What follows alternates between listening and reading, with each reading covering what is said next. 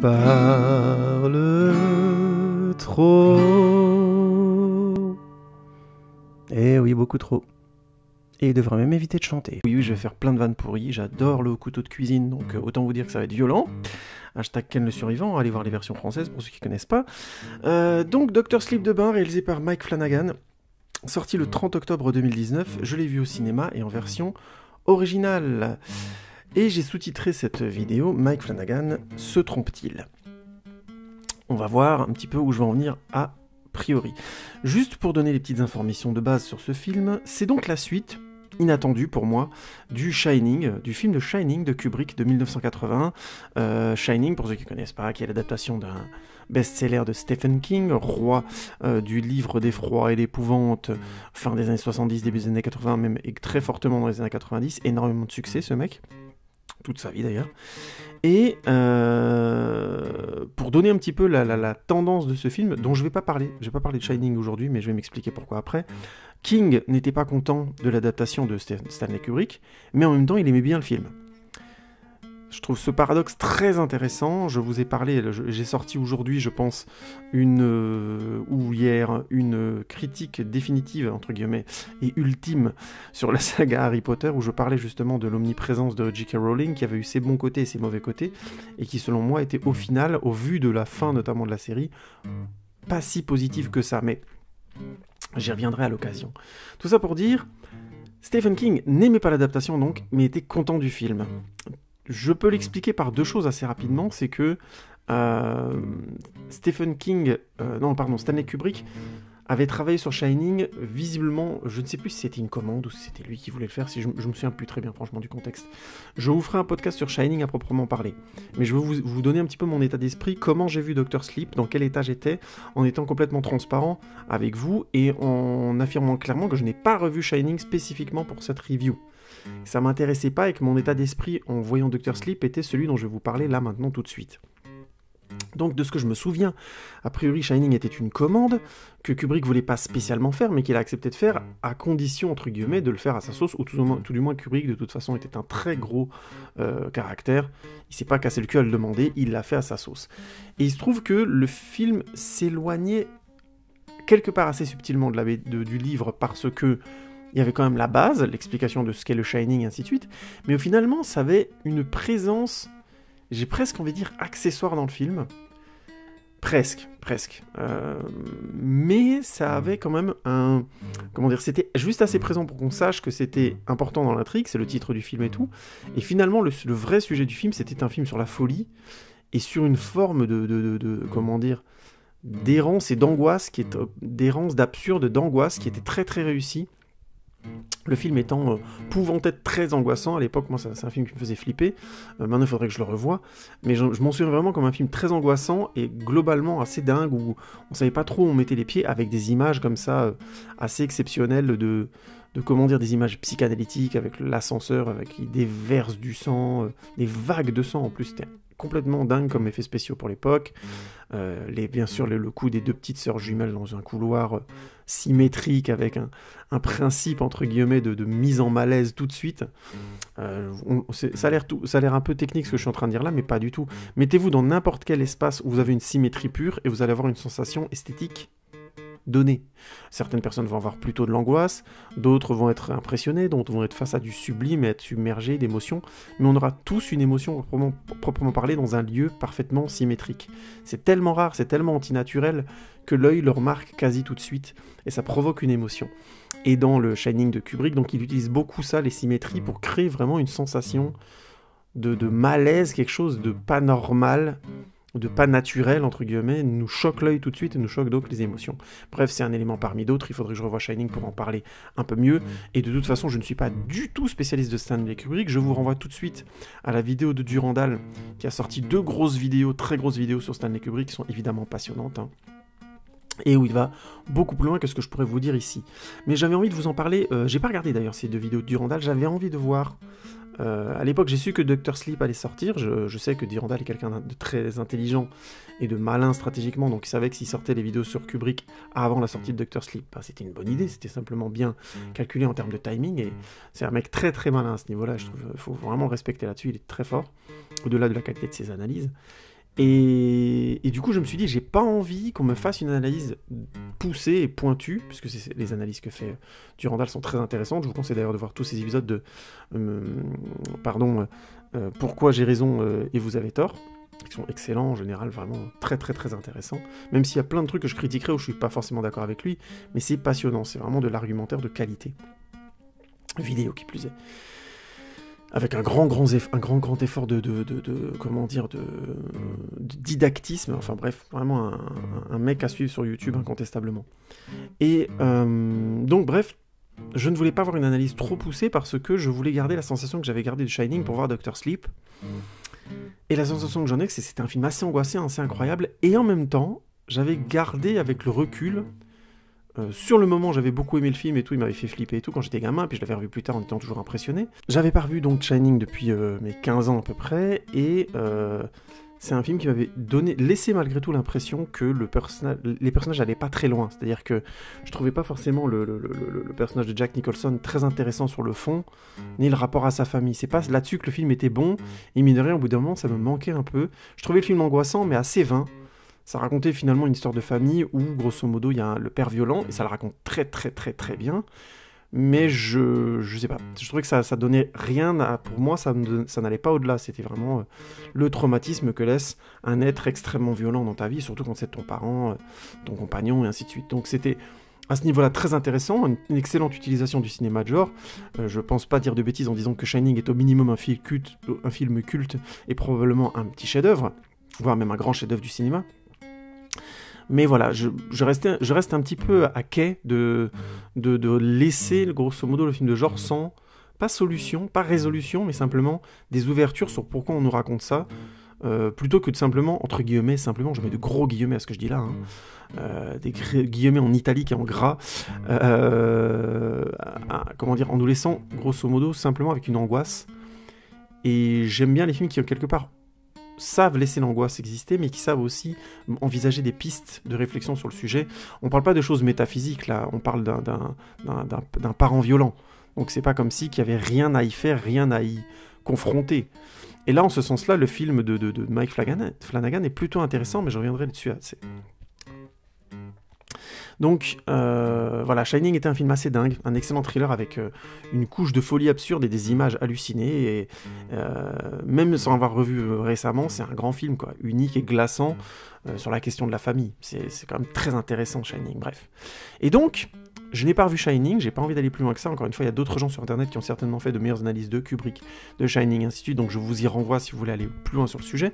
C'était juste pour vous donner mon souvenir, plus ou moins, de Shining. C'était un film que je trouvais incroyable, mais qui avait ce petit défaut d'être un peu caricatural sur la question de la famille et du rapport à un être violent dans cette famille, puisque je donne un exemple qui manque de finesse, c'est que le personnage de Jack Nicholson, par exemple, n'exprime pas la moindre culpabilité face au fait d'être violent avec sa femme ou son enfant, et tu comprends que c'est régulièrement présent, que c'est récurrent, visiblement, ou qu'il l'a déjà été avant le film. Donc tu comprends très vite que c'est ça le sujet du film, et mine de rien, je trouve que le film n'est pas très subtil là-dessus. Voilà, c'est un mec violent, mais c'est un gros con, et il se trouve que le climat fantastique du film permet d'aller un degré plus loin, mais j'aurais préféré quelque part, c'est pas que préféré, parce que j'ai pas envie de refaire Shining, il est bien tel qu'il est, mais je pense, pour moi c'est un truc qui lui manque pour être le film indiscutable sur le sujet, qu'il aurait pu être d'une certaine manière, simplement en mettant de la nuance dans le personnage de Jack Nicholson, mais encore une fois, Jack Nicholson est incroyable dedans, bon bref, ce que je dis là est très discutable. Tout simplement parce que le film est très efficace comme ça, très très très efficace. Et donc, suite inattendue pour moi, puisque je ne suis pas spécialement l'actualité de Stephen King, et que Mike Flanagan, je connaissais pas spécialement, j'avais pas forcément fait très attention.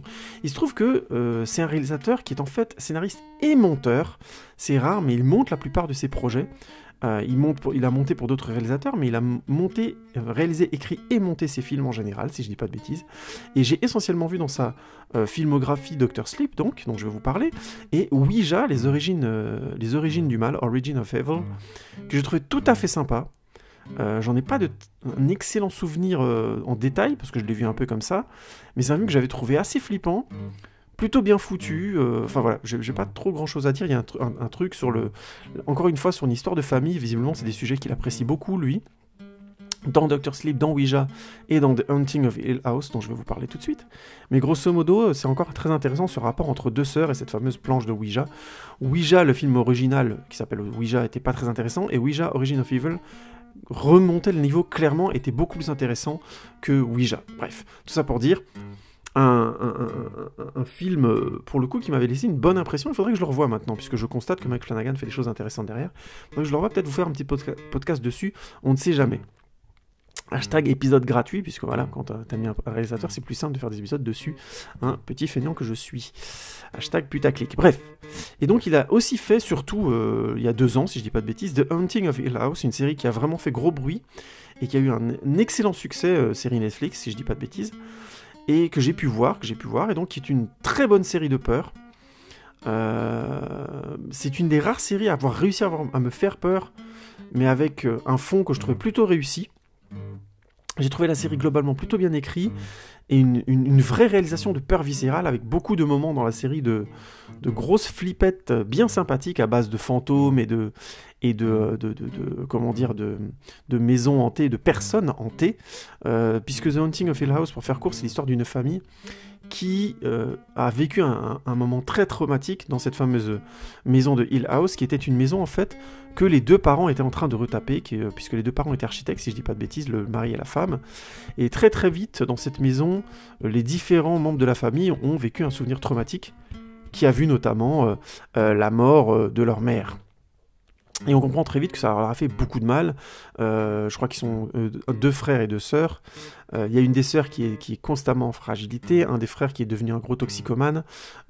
Donc bref, tout ça pour dire, la famille a vraiment mal tourné. Le père aussi s'en est très très mal remis. C'est un peu une sorte de lunatique, un peu fou comme ça. On sait pas trop comment l'appréhender. Et donc toute la famille finit par se retrouver à cause du décès de la petite sœur dans le premier épisode. Et je vous laisse découvrir le reste, je veux pas spoiler. Mais c'est une excellente histoire de famille. Les personnages étaient très très bien écrits. C'était vraiment pour le coup assez impressionnant. Les personnages étant tous différents, mais ayant vraiment un niveau d'écriture poussé. Vraiment, c'est une des séries les mieux écrites que j'ai vues ces dernières années. Ça m'a beaucoup plu. Et l'histoire sur le fond était très intéressante. Je mets tout de suite un bémol dont je reparlerai après, c'est que la fin était presque trop claire et évidente. Et je trouve que c'est un peu un défaut récurrent chez Flanagan, mais je vais en revenir là-dessus après vous avoir parlé de Dr. Sleep, qui enfonce un peu le clou sur ce sujet-là. Donc Flanagan est un réalisateur très intéressant, mais j'ai vu Dr. Sleep sans savoir que c'était lui. Pour moi, personnellement, Dr. Sleep ne me parlait pas plus que ça. Shining est génial, mais c'est pas un film que j'adore. Encore une fois, je trouve juste que le personnage de Jack Nicholson est un gros con, du coup j'ai du mal à un peu aller au-delà de ça. La réalisation de Kubrick est incroyable, mais bon, faire une suite du coup à un film de Kubrick, franchement, c'est chaud. Surtout que les suites comme ça, les gens vont surtout les voir à cause de la hype du premier, donc, ou alors du souvenir du premier, puisque ça fait plus de 30 ans que, si je dis pas de bêtises, Shining est sorti. Donc voilà, honnêtement j'y suis allé un peu pour la hype, et parce que ma compagne avait envie de le voir, que ça l'intéressait, je me suis dit bon, allons-y. Et donc qu'est-ce qu'il a fait Flanagan? Qu'est-ce que ça donne? Eh ben on va d'abord schtroumpfer un petit coup. Danny est alcoolique et drogué. Il navigue entre violence et relations d'un soir. Son errance l'amène à rencontrer Billy et un groupe d'alcooliques anonymes. Par leur entremise, Danny se découvre une vraie place, à l'hospice, près des mourants, pour les accompagner dans leurs derniers instants. Parce que oui, Danny possède un don, le Shining, qui lui permet de communiquer avec l'esprit, avec les morts, voire même des entités bien plus malfaisantes. Alors, quand Abra, une petite fille, prend contact avec lui par la pensée pour le prévenir que des êtres maléfiques se nourrissent de la douleur et de la peur d'enfants, et qu'ils en ont après elle, Danny sait qu'il va devoir utiliser son don et probablement faire face à son passé dans un immense hôtel abandonné caché dans la montagne. Alors la première chose qui est très cool dans ce film, c'est que l'ambiance, grosso modo, les images fonctionnent très très bien. C'est une excellente adaptation de Stephen King. On est sur un cadrage académique mais inspiré. C'est du champ contre champ, c'est des plans simples, des plans qui savent prendre leur temps. C'est vraiment d'une très très grande qualité. J'ai apprécié notamment le montage croisé du réveil au début du film, où on a le personnage de Danny qui est joué par Ewan McGregor, qui se réveille, qui a donc une gueule de bois monstrueuse, et qui se souvient pendant son réveil de ce qu'il a fait la nuit d'avant, donc il s'est bastonné dans un bar, qu'il a ramené une femme, qu'il est allé chez une femme, qui sont complètement bourrés, qui se sont défoncés, qu'ils ont couché ensemble, enfin voilà. Et tout ça est mélangé dans un mélange cut avec des plans qui sont notamment débulés, c'est-à-dire que la caméra n'est pas stable et horizontale, mais elle a des moments où elle bouge un peu, elle dévie, elle penche à gauche ou à droite, et ça fonctionne vraiment bien. J'aime bien aussi la plupart des dialogues du film qui sont basés sur le principe que quelqu'un gagne le dialogue. En fait, un dialogue bien monté et bien construit. Je vous conseille d'aller voir l'épisode de la série, notamment Every Frame a Painting sur David Fincher, qui explique très simplement, en montrant d'excellents exemples, en détail, comment techniquement on monte un dialogue pour que ce dialogue ait une vraie intensité, une vraie résolution. Puisqu'un dialogue de film n'est jamais neutre. Dans la vie, on a plein de dialogues qui sont neutres, qui ne mènent à, entre guillemets, rien, ou qui restent sur un plan d'émotion complètement neutre. On demande bonjour, on se dit le temps, on se donne des consignes X ou Y pour travailler ou autre. Bref, tout ça reste très neutre. On va acheter une baguette au supermarché, on n'échange pas forcément avec la caissière ou le caissier. Et voilà, vous comprenez l'idée. Donc la vie est bourrée de dialogues neutres, et on a une plus grande majorité de dialogues neutres et complètement, on va dire, sans émotions puissantes et ou même sans émotions aiguës. On est sur des choses très plates. Le cinéma ne peut pas se permettre ça parce que il est toujours sur la durée. Un dialogue amène forcément de nouveaux éléments, entre guillemets, ou fait avancer les émotions. Et pour faire avancer les émotions, il faut donc que les choses se déroulent durant le dialogue. Il faut donc au moins qu'on ait une sensation que quelque chose s'est déroulé. Mais on n'est pas obligé de passer par des dialogues très caricaturaux qui finissent avec un meurtre ou avec un claquage de porte, quelque chose de spectaculaire. Ça peut être très subtil et sous-entendu dans le montage, le découpage, le cadrage du dialogue. Et il se trouve que donc Every Frame a Painting a fait un excellent épisode sur David Fincher que je vous conseille, pardonnez-moi, je suis un peu malade évidemment, sur le sujet, et vous le verrez avec des détails précis, mais surtout je trouve que Mike Flanagan utilise ça très bien. Il y a plusieurs dialogues, je donnerai juste un exemple, le moment où Abra et Danny finissent par se rencontrer sur un banc public, ils ont un dialogue, et la caméra finit par, enfin pas la caméra, mais le cadrage finit tout doucement par donner l'avantage entre guillemets à Danny, qui coupe la discussion, et c'est intéressant de voir comment le découpage choisit de lui donner raison, entre guillemets, et en même temps sous-entend qu'il a tort. Ça, c'est vraiment très bien foutu, j'explique très simplement pourquoi. Si je me souviens bien, lui, il dit grosso modo à Abra qu'il n'est pas d'accord, et qu'elle ne devrait pas faire ce qu'elle veut faire, je vous spoile rien, et à ce moment-là, il est en face d'elle, et jusque-là, on est dans un champ contre champ relativement égal, où en fait, Abra a un plan plus serré sur elle, sous-entendu que c'est elle qui a les informations importantes, c'est elle qui est le plus dans l'histoire et qui comprend mieux ce qui se passe, et lui, on est légèrement un peu plus loin, avec en amorce Abra dans le plan, et quand il dit qu'il n'est pas d'accord, il se lève, va de l'autre côté, et en fait, on a une légère contre-plongée, on est dans le point de vue d'Abra, ce qui fait qu'il gagne la discussion, il écrase le point de vue, et en fait, il est violent avec elle, et il lui dit, voilà, ça, je le ferai pas, il faut pas le faire, c'est dangereux, blablabla, et il lui fait violence, et le plan finit sur Abra qui est déçu, et qui de nouveau prend toute sa place dans le plan, c'est-à-dire que il ne va pas l'aider, entre guillemets, il lui fait violence, ça se sent dans le plan sans que ce soit dit clairement. C'est sous-entendu par le cadrage, le découpage et la manière dont la scène est montée. Et ça, c'est vraiment important, c'est vraiment une très très grande qualité du travail de Mike Flanagan. On sent qu'il le maîtrise, ça, qu'il le comprend, et c'était déjà bien présent dans The Haunting of Hill House, c'était présent aussi, je pense, dans Ouija, mais il faudrait que je le revoie, et c'est très très bien fichu, encore une fois, ici dans Dr. Sleep. Et ça porte très très bien le film, je trouve. On a aussi comme autre élément que j'aime beaucoup du cadrage du film académique, c'est un autre dialogue entre un personnage qui s'appelle Rose the Hat, Rose Chapeau, que vous verrez, parce que j'ai vu le film en version originale, mais il était sous-titré en français, Rose Chapeau, et elle discute avec un de ses hommes de main, ou probablement son petit ami, si j'ai bien compris, qui s'appelle Crow, et ils ont une discussion, et c'est Crow qui finit par l'emporter, et pareil, vous verrez, quand vous verrez le film, ou quand vous le reverrez, que le découpage joue subtilement sur le fait que c'est Crow qui tout doucement a raison, a compris ce qu'essaye de faire Rose, et lui prouve qu'elle a tort, ou quelque part, qu'elle sous-estime leur situation. Vous verrez, c'est vraiment du très beau taf. Ajouté à cette maîtrise du cadrage qui fait déjà beaucoup et qui aide déjà beaucoup le film à avancer, puisqu'il dure 2h30 et que je trouve on le sent pas passer, on s'ennuie pas, le film est globalement, on est dans un fantastique qui est efficace. On a beaucoup de plans comme ça qui jouent sur les pouvoirs psychokinétiques, notamment de Abra. On a un plan sur des cuillères qui sont tout au plafond, qui est très réussi, qui est très étrange, qui commence comme un plan, on a du mal à comprendre ce que c'est. J'aime beaucoup quand on arrive à faire un cadrage où les choses, quand elles sont étranges, l'image ne nous laisse pas tout à fait comprendre ce que c'est, sans utiliser des grosses ficelles du genre flou, décadrage, ou vous voyez le truc du genre ça arrive dans le plan tout doucement pour créer du suspense. C'est intéressant, c'est pas idiot comme système, mais je trouve que c'est parfois un peu trop récurrent dans les films de peur ou de suspense. Et là, en l'occurrence, on a ce plan sur les cuillères au plafond, on a du mal à comprendre où on est. Et là, on est vraiment sur le plafond, ce qui fait qu'on a du mal à comprendre qu'on est au plafond avec les cuillères.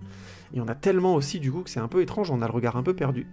Et on a un léger panoramique qui va nous montrer, va tout doucement aller vers une contre-plongée vers le sol, et nous montrer qu'on est au plafond, et que c'est bien des cuillères qui sont placées au plafond comme ça, qui est un truc absolument irréaliste. Et donc fantastique. C'est très réussi, hein, c'est vraiment une utilisation subtile des effets spéciaux. On a aussi des séquences de voyage transcendantal qui virent au cauchemar, avec un jeu notamment sur la gravité que j'ai beaucoup aimé. J'ai beaucoup aimé l'idée, je trouvais que c'était très juste, cette idée que dans l'esprit, il y a des effets de chute. On se déplace pas de manière physique cohérente, on flotte. Je trouve que c'est cohérent par rapport aux rêves qu'on peut faire, je pense que vous savez, c'est le rêve récurrent du je saute, avoir la sensation de sauter, mais quand on retombe, on est extrêmement lourd, par exemple. C'est un rêve assez récurrent. Ou la sensation de vol qui s'arrête net dans les rêves. Vous voyez, ce truc qui n'a pas de gravité... on n'est pas porté de manière subtile dans les rêves, les choses vont de manière très brutale, et nos sensations physiques sont comme rendues aiguisées. Et ben j'aime beaucoup cette idée, parce que dans le voyage transcendantal, ça lui donne beaucoup de chair, je pense, ça renvoie une part de notre psyché, de notre connaissance de ce qui se passe dans notre esprit, ou de la connaissance des sensations qu'on a quand on est dans notre esprit. J'aime beaucoup quand un réalisateur a l'intelligence de sentir ces choses-là, et de dire en fait, oui c'est fantastique, mais ça le spectateur le connaît un peu de loin.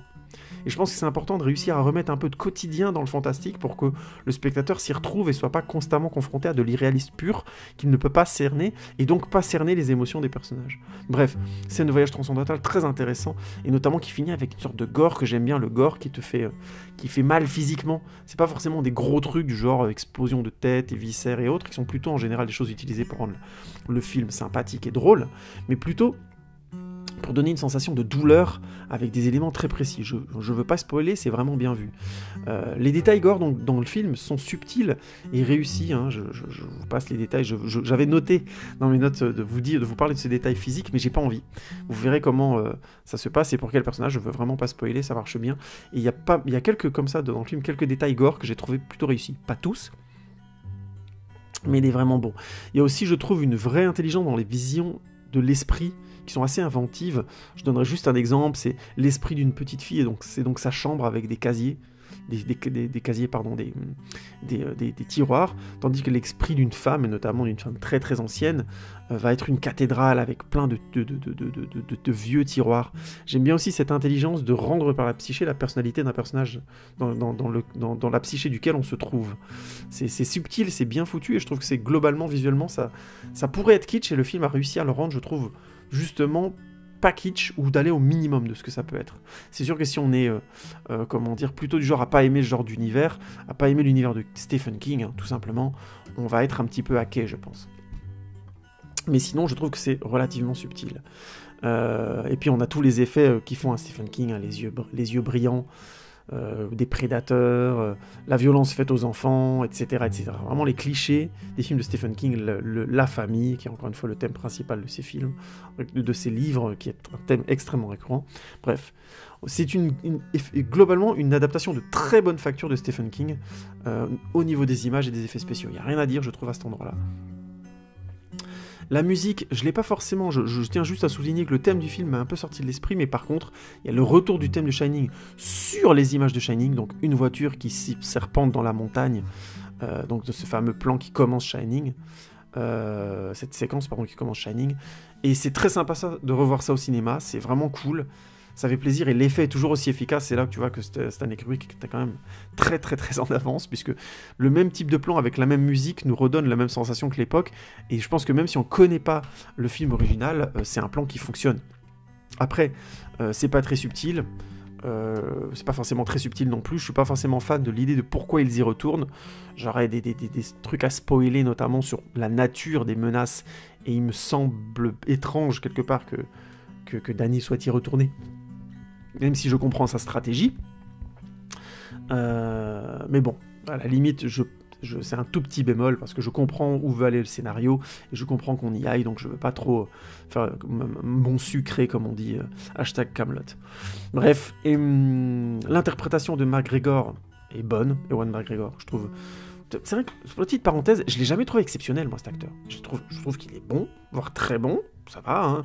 Dans son rôle dans Trainspotting, dans le rôle de Renton, je le trouvais vraiment bien. D'ailleurs, j'ai pas vu Trainspotting 2, je sais, honte à moi, il faudrait que je les voie et que je vous fasse une review dessus, très probablement.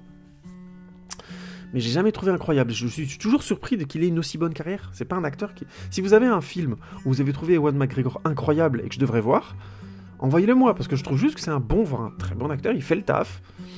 Mais j'ai jamais trouvé transcendant. Bon, en tout cas, tant mieux pour lui. On a aussi dans le rôle de l'antagoniste Rebecca Ferguson, qui joue donc Rose Chapeau, et que j'ai trouvé très bien en méchante succube, chef de meute. Alors elle est...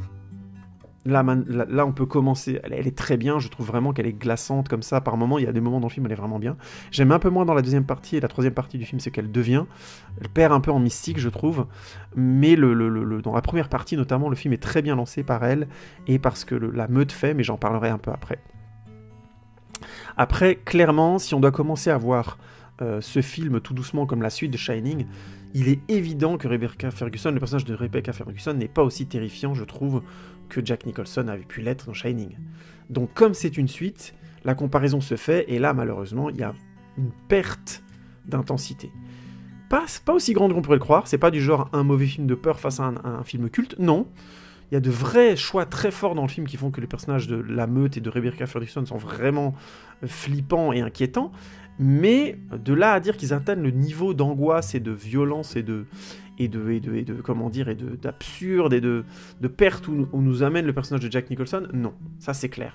Mais c'est pas dû à mon avis à Rebecca Ferguson, puisque je parlais d'interprétation, c'est plus dû à des choix d'écriture, et je reviendrai là-dessus après. Naïli Curran, qui joue donc le rôle d'Abra, est très bien. Voilà, elle fait bien son taf, c'est excellent dans le rôle de cette petite fille, évidemment, qui a grandi plus vite que les autres, qui a des pouvoirs et tout, blablabla. C'est rien à dire, je trouve, elle fait vraiment le taf. Le casting, globalement, est très bien.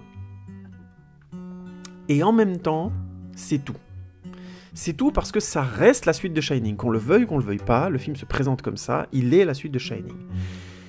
Et quelque part, Jack Nicholson avait été exceptionnel. Vous voyez où je veux en venir ? C'est toujours difficile de faire une suite où aucun des acteurs n'est exceptionnel, quand dans le film original, il y a quelqu'un qui a été exceptionnel. Surtout qu'au final, on le fait réinterpréter son personnage par un autre acteur. Oui, je spoil un peu, mais je trouve que c'est pas dérangeant du tout sur le film. Et je pense pas faire, insulte à l'acteur qui l'a remplacé dans cette suite. J'ai pas vu son nom. Qui l'a remplacé. Jack Nicholson, il est vieux aussi, il fait plus de films aussi, il est peut-être à la retraite, hein, maintenant que j'y pense. S'il est mort, je vais être sur le cul, parce que je suis passé à côté. Mais je l'ai pas vu faire de film dernièrement, si je dis pas de bêtises. Bref, tout ça pour dire, ils ont pris un autre acteur, et je trouve pas l'acteur au niveau, que les choses soient claires. Je trouve que c'est pas une erreur de casting, parce qu'il fait le taf, mais je pense qu'ils ont peut-être eu peur aussi. Mike Flanagan s'est peut-être dit, si je prends un acteur trop bon pour ce rôle-là, je risque de vampiriser le film sur ce personnage, alors que c'est pas le personnage central, c'est un nœud de l'intrigue, mais c'est pas un des personnages centraux. Et face à Ewan McGregor en plus, un personnage un peu excentrique, je pense, aurait effacé Ewan McGregor aussi. Voire même Rebecca Ferguson, puisqu'elle joue un personnage finalement assez subtil dans sa colère et dans ce qu'elle peut provoquer comme... dans sa morale aussi, c'est un personnage plus subtil que ça. Du coup, grosso modo, si je dois comparer, Jack Nicholson, son personnage était fou, le père de Danny donc était fou, là où Rebecca Ferguson, c'est ce que je disais, c'est une succube, c'est des êtres qui sont très maléfiques parce qu'ils sont des sortes de junkies en crise tout le temps.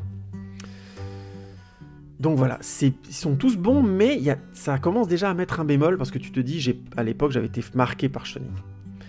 Et j'y viens donc, c'est le scénario pour moi qui est discutable. C'est-à-dire que il est solide, il faut dire les choses clairement, il est solide.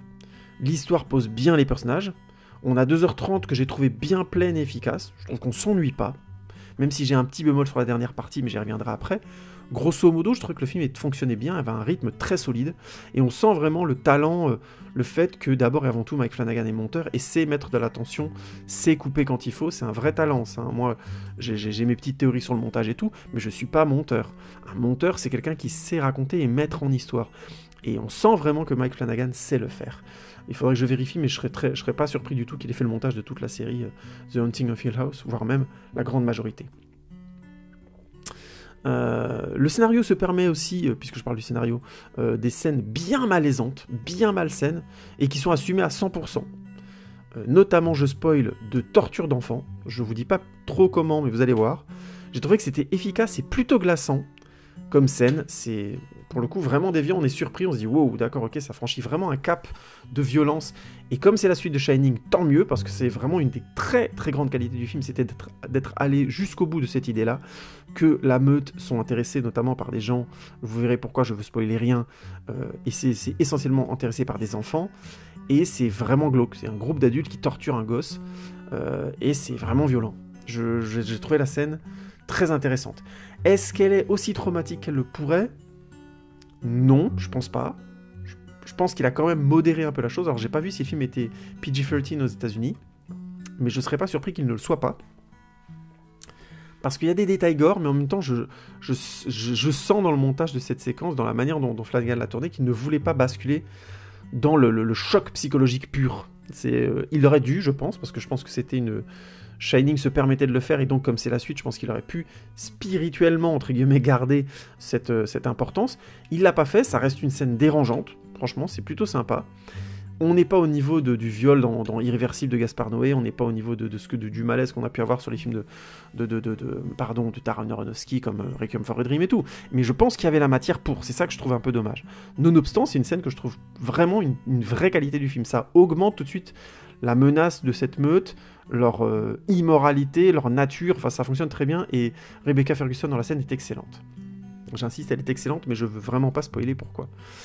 Parce que oui, malheureusement, comme je disais, c'est une suite de Shining. Et c'est assumé à 100%. Il y a un retour des personnages, de l'histoire, de la musique, du cadrage. Donc, on a tout. Mais pour moi, il y a un gros défaut. C'est pour moi le gros défaut de ce film, c'est que ça, à force de tout expliquer et de dire d'où viennent les différents éléments qui dans Shining restaient globalement très énigmatiques, avec des images hyper étranges qui, comme par hasard, tiens, les images les plus étranges ne sont pas présentes dans The Haunting of Hill House. Il y a quelque part un désaveu de ce que proposait Stanley Kubrick, et je trouve que je suis certain que Mike Flanagan a compris l'importance dans The Shining de Kubrick de ces plans, de ces moments hyper étranges qui étaient quasi inexplicables. Voilà, de détails qu'on voyait entre les portes de l'hôtel et qui restaient vraiment... Qu'est-ce que c'est que ce truc ? Et c'était hyper intéressant. Et je pense qu'il a sciemment viré ces détails pour que l'histoire soit cohérente et explicable, probablement aussi pour respecter un peu plus le travail de King, je n'en sais rien. Quoi qu'il en soit, ça enlève une part de mystique et de mystère. Tout est trop expliqué dans Dr. Sleep, jusqu'à carrément expliquer Shining lui-même. Et ça, pour moi, ça tue littéralement l'angoisse dans l'œuf. Ou tout du moins, ça la fait descendre de plusieurs degrés. Là où un des trucs terribles de l'angoisse, c'est la perte de repères. Ce qui fait que l'angoisse, à un moment donné, devient vraiment de l'angoisse et pas seulement de la peur, c'est la perte de repères. Le fait qu'on ne sait pas comment faire face à ce qui nous angoisse. Et je trouve que Shining avait une très grande force de transmettre ça, parce que son objectif, c'était de transmettre l'émotion de ce gosse, qui est confronté à des phénomènes extrêmement flippants, donc qui est désarçonné, mais qui surtout est confronté à la violence de son père. Et ça, c'était, je trouve, il nous transmettait vraiment la perte de repère d'un enfant qui est confronté à la violence d'un être en qui il devrait avoir une confiance absolue. Je ne sais pas si vous avez des enfants ou si vous comptez en avoir, mais il est évident, vous vous en doutez, qu'un enfant, votre enfant, il a une confiance absolue en vous. C'est, voilà, il vous attend pour manger, pour le nettoyer, pour prendre soin de lui, pour le soigner quand il est malade. Enfin, il vous fait une confiance qui va au-delà de lui-même. Et c'est, je trouve, extrêmement intéressant dans Shining d'envisager que toute l'angoisse qu'essayait de mettre en place Kubrick était aussi une manière de nous renvoyer à la perte de repère de cet enfant qui est confronté à la violence, encore une fois, de son père, qui est une violence particulièrement profonde et qui te fait perdre tout repère. Et qui fait naître donc de l'angoisse, des blessures psychanalytiques, et ainsi de suite, évidemment. Vous comprenez ce que je veux dire.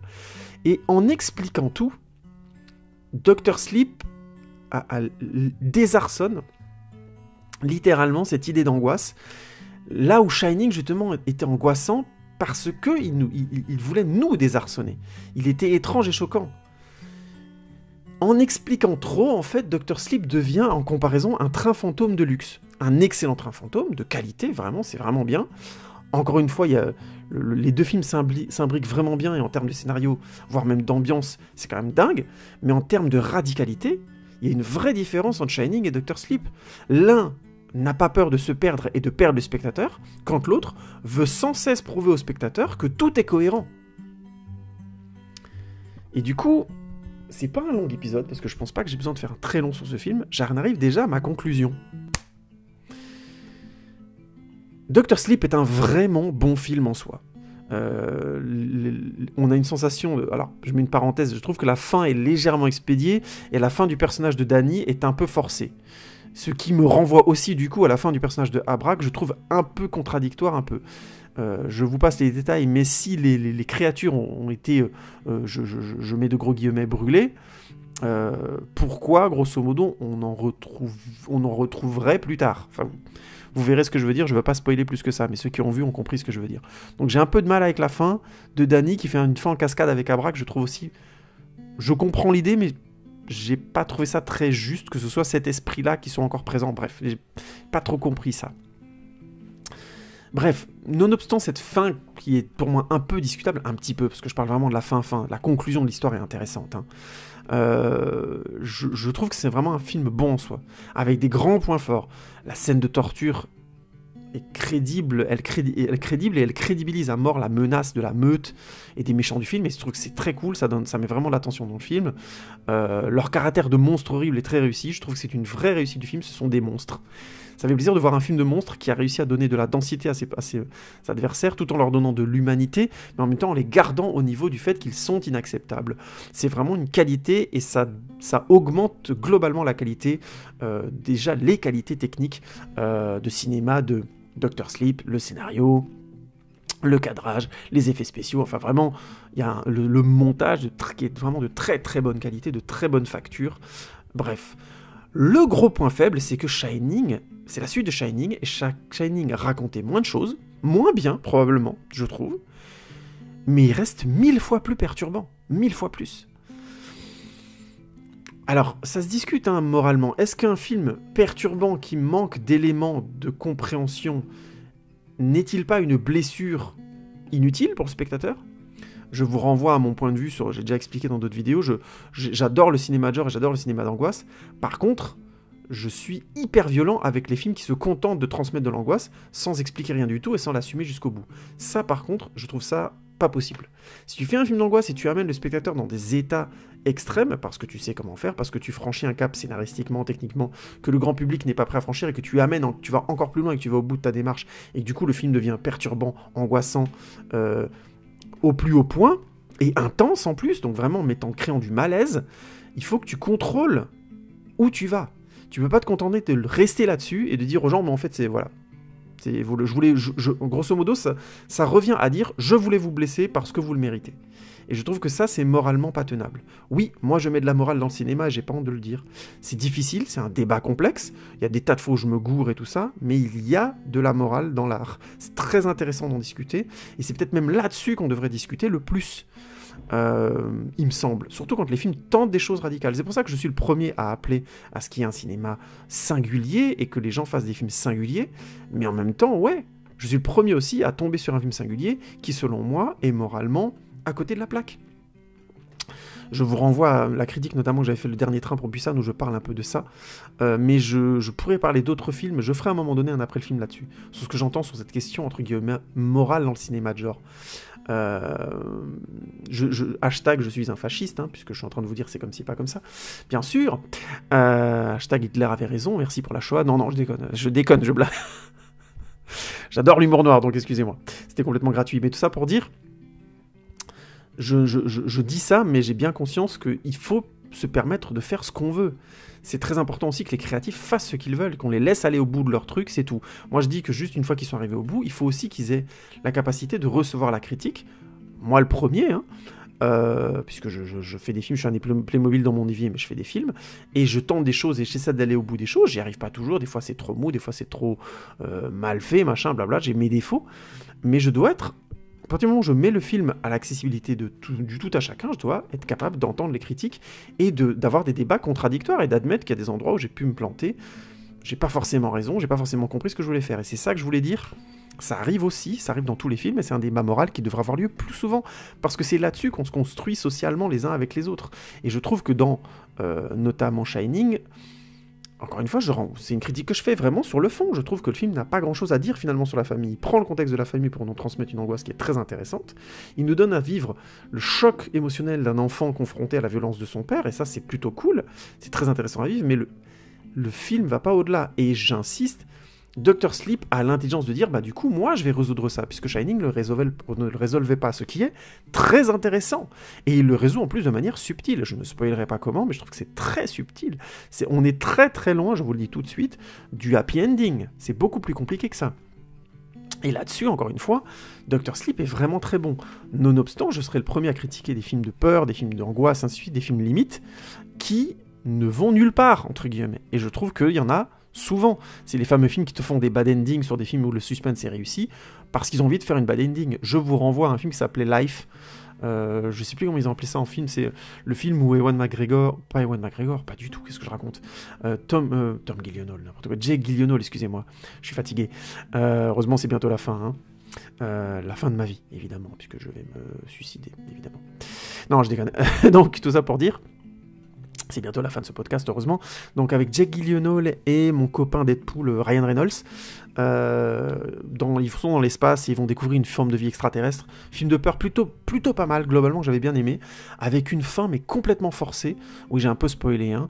Excusez-moi. Mais je vous en parlais à l'occasion parce que c'est typiquement le genre de fin que je trouve raté et qui contredit en plus le film. C'est vraiment la fin qui veut faire le petit malin.